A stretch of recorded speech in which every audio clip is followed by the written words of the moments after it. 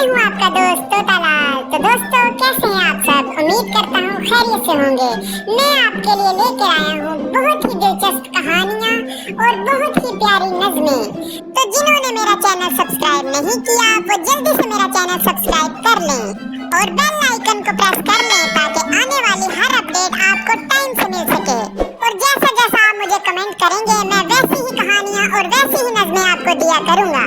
तो आए आज आपको एक नज़म सुनाते हैं।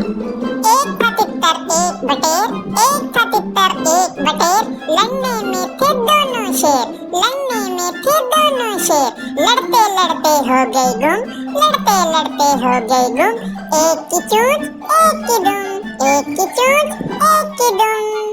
तो दोस्तों, कैसी लगी आपको मेरी ये वीडियो? उम्मीद करता हूँ बहुत ही प्यारी लगी होगी मेरी वीडियो।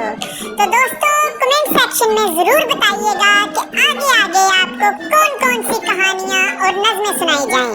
आपकी फरमाइश जरूर पूरी की जाएगी। और मेरा चैनल सब्सक्राइब करना ना भूलिए। खुश रहें, आबाद रहें। शुक्रिया।